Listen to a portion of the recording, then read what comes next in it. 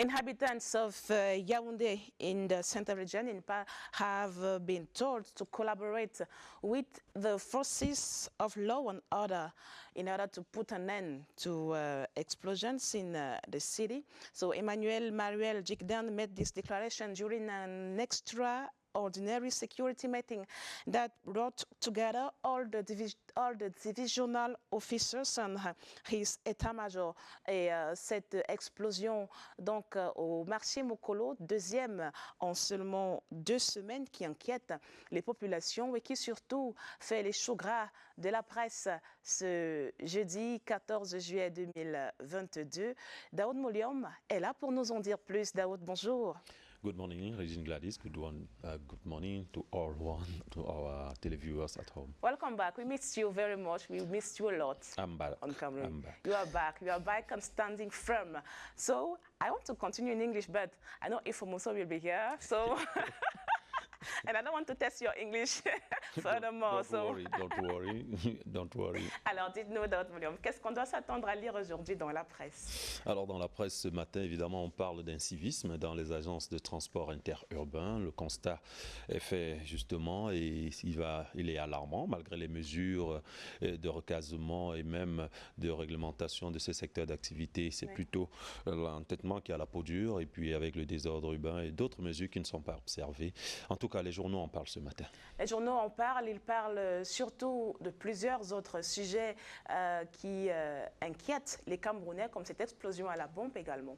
Justement, explosion qui a laissé place à un arrêté préfectoral, le préfet du Fundi qui a pris des mesures fortes pour pouvoir éviter, réduire les risques d'exposition des populations de la ville de Yaoundé et ses environs, donc avec ces attaques répétées du côté du marché Mokolo. Et donc il était temps d'une sortie législative, j'allais dire réglementaire, dans le département du Fundi. La revue de presse, tabloïd, présentation de Daoud Moliom, tout de suite et uniquement sur Cameroun Daylight.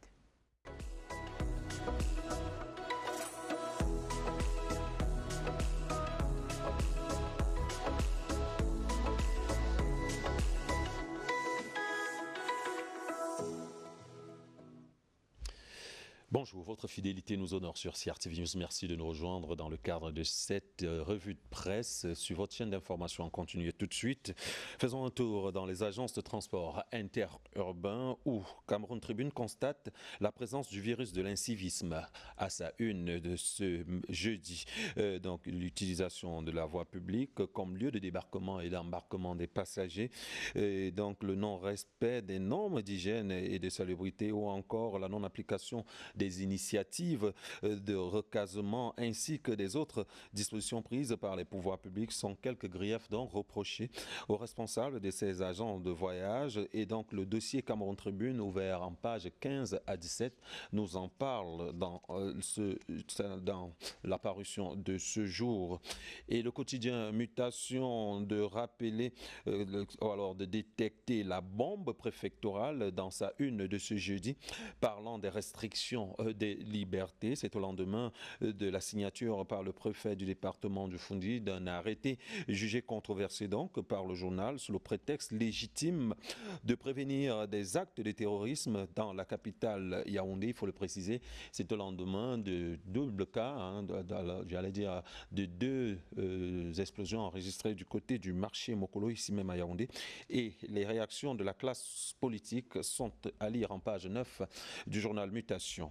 Production et transformation du blé. Cameroun Business Today nous démontre l'offensive camerounaise en la matière dans sa publication de cette semaine. Une subvention de 10,3 milliards de francs CFA vient d'être décidée en faveur des l'IRAD et une première enveloppe de 3 milliards de francs CFA sera donc débloquée en cours de cette année pour augmenter l'offre en semences et booster donc la production du blé. Le directeur général de l'IRAD en tout cas nous donne plus amples explications à ce propos en page 16 de la page 16 à 18 du dit journal.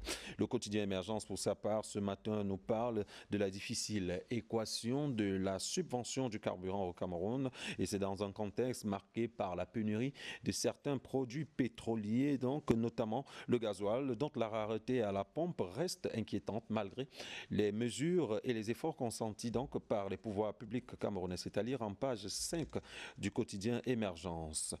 Exonération fiscale et douanière, l'État réajuste les subventions accordées aux entreprises, peut-on lire à la une de la grande tribune parue ce matin, confronté donc à une sérieuse crise économique et une forte tension de trésorerie. Le gouvernement entend donc revoir les exonérations accordées pour mieux rationaliser ses dépenses, nous apprend donc le journal. Certaines entreprises qui relèvent d'ailleurs du portefeuille de l'État sont également concernées par cette mesure, une mesure qui les invite à plus de productivité, surtout en termes de richesse. C'est à lire en page 3 du journal.